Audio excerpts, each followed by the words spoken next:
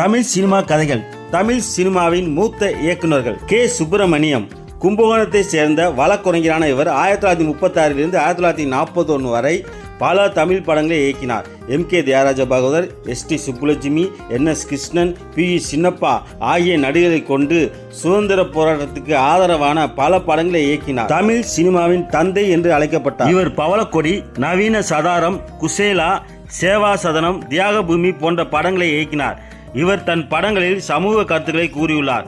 இவரின் தியாகபூமி படத்தில் ஆங்கில அரசுக்கு எதிரான கருத்துக்களை சொல்லியிருந்ததால் அப்போதைய ஆங்கில அரசு அதற்கு தடை விதித்தது. இந்திய சினிமாவின் 100ஆண்டு விழாவுக்காக இவருக்கு அஞ்சல் தலை வெளியிடப்பட்டது. தமிழ் சினிமா கதைகள். மூத்த இயக்குனர் எல்லிஸ் ஆர் டங்கன். ஹாலிவுட்டில் பயிற்சி பெற்ற Ellis R Dungan, M.L. Tandon, Michael Omalev ஆகிய மூவரின் சென்னை வருகை தமிழ் திரைப்படத்தின் போக்கையே மாற்றியது. எல்லிஸ் ஆர் டங்கன் சினிமா தயாரிப்பு கருவிகளை விற்பதற்காக சென்னை வந்தவர். 17 ஆண்டுகள் தங்கி 1936 சதிலீலாவதி, இரு சகோதரர்கள், அம்பியாபதி, காலமேகம், சகுந்தலை, சூரியபுத்திரி, மீரா, பொன்முடி முதலாக 10 படங்களை இயக்கி தயாரித்துள்ளார். இவர் தமிழ் திரைப்படங்களில் 40-50 பாடல்கள் என்றிருந்த நிலையை துணிச்சலுடன் 6 அல்லது 8 பாடல்களாக குறைத்தார். மேலும் இவர் ஹாலிவுட் பாணியில் கதை கூறும் முறையை தமிழ் படங்களில் அறிமுகம் செய்த புதுமை இயக்குனர். தமிழ் சினிமா கதைகள். மூத்த இயக்குனர் சிரிக்கவும் சிந்திக்கவும் வைத்த மனிதர் N.S. கிருஷ்ணன்.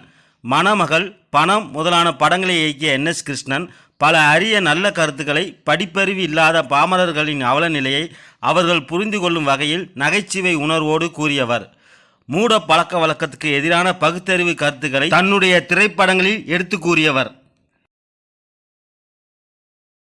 தமிழ் சினிமா கதைகள். மூத்த இயக்குநர்கள் ராஜா சந்திரசேகர். 1941 அசோக்குமார் என்னும் படத்தை இயக்கினார். கதாநாயகர்களான M.K. தியாகராஜ பாகவதரை விட அதிகமான சம்பளம் பெற்றார். இவர் படத்தில் MGR சிறிய கதாபாத்திரத்தில் நடித்தார். MGR இயக்கிய நாடோடி மன்னன் திரைப்படம் படத்தொகுப்பு முடிந்து 30,000 அடிக்கு இருந்தது.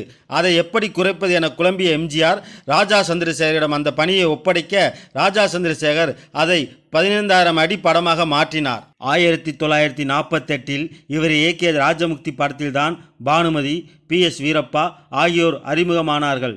பெரும்புகழ் பெற்ற இயக்குனர் பீம்சிங் இவரின் உதவியாளர் ஆவார். தமிழ் சினிமா கதைகள். மூத்த இயக்குநர்கள் T.R. ரகுநாத். இயக்குனர் ராஜா சந்திரசேகரின் சகோதரரான T.R. ரகுநாத் இயக்கிய முதல் படம் ஜோதி ராமலிங்க சுவாமிகள். இவர் தமிழ், தெலுங்கு, மலையாளம், இந்தி போன்ற மொழிகளில் 54 படங்களை இயக்கியுள்ளார். பின்னாளில் மாபெரும் இயக்குநர்களாக வெற்றி கண்ட A. காசிலிங்கம், A.S.A. சாமி, P. மாதவன், முக்தா சீனிவாசன், A.C. திருலோகச்சந்தர், ஸ்ரீதர் போன்றோர் இவரின் உதவியாளர்கள். பிரபல நகைச்சுவை நடிகர் K.A. தங்கவேலு சிங்காரேணி படத்திலும் உன்னை கண்டேடுதே என்ற பாடலின் மூலம் P. சுஷீலாவையும் அறிமுகப்படுத்தியவர். இந்த கணவனே கண்கண்ட தெய்வம் படம் பார்ட்லி கலர் ஃபிலிம். அலாவுதீனும் அற்புத விளக்கும் காஷ்மீரில் படம் பிடிக்கப்பட்ட முதல் தமிழ் படம். பிரபல ஸ்கிரீன் பத்திரிகை a walking encyclopedia of the film making என இவரை பாராட்டியுள்ளது. தமிழ் சினிமா கதைகள்.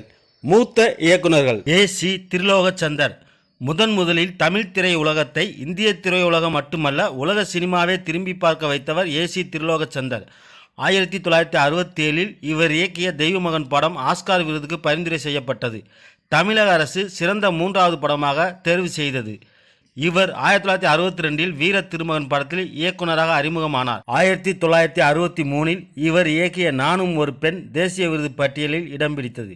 மாநில சிறந்த படமாக வெள்ளிப்பதக்கம் பெற்றது. அடுத்து AVM புரொடக்ஷன் தயாரித்த ராமு படத்திற்கு 1966 மாநில சிறந்த படமாக வெள்ளிப்பதக்கம் கிடைத்தது. 1970 இவர் இயக்கிய எங்கிருந்தோ வந்தால் பல விருதுகள் பெற்றது. 1973 பாரத விலாஸ் படத்திற்காக கவியரசர் கண்ணதாசன் தேசிய விருது பெற்றார். இரு மலர்கள் படத்திற்காக தமிழக அரசு விருது கிடைத்தது. 1991 ஆண்டு தமிழக அரசு கலை வித்தகர் விருது வழங்கி கௌரவப்படுத்தியது. தமிழ் சினிமா கதைகள். மூத்த இயக்குநர்கள் ப. நீலகண்டன். இன்றைக்கு ஒவ்வொரு வீட்டிலும் ஒலிக்கும் பூமலை தூவி வசந்தங்கள் வாழ்த்த என்ற சாகாவரம் பெற்ற பாடல் இவர் இயக்கிய நினைத்ததை முடிப்பவன் படத்தில் இடம்பெற்றது. MGRஐ வைத்து பல படங்களை இயக்கிய இவர் AVMின் புகழ்பெற்ற படமான நாம் இருவர் படத்தின் கதாசிரியராக திரையுலகில் அடியெடுத்து வைத்தார். அதைத் தொடர்ந்து இயக்குனர் ஆனார். 1967இல் காவல்காரன் படத்திற்காகவும் 1979இல் மாட்டுக்கார வேலன் படத்திற்காகவும் சிறந்த இயக்குனர் விருதை தமிழக அரசு வழங்கியது. 1980இல் தமிழக அரசு இவருக்கு கலை வித்தகர் விருது வழங்கி கௌரவித்தது. தமிழ் சினிமா கதைகள். மூத்த இயக்குனர்கள். B.R. பந்துலு. தமிழ் திரை உலகில் பத்மினி பிக்சர்ஸ் எனும் நிறுவனத்தின் தயாரிப்பாளராகத்தான் B.R. பந்துலு அவர்கள் தன் பணியினை தொடங்கினார்.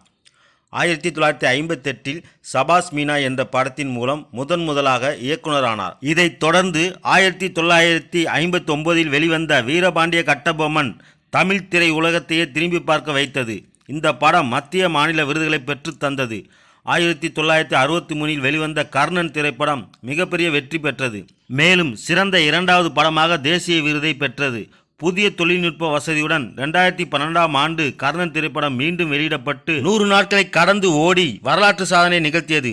1966இல் தமிழக அரசு கலைமாமணி விருது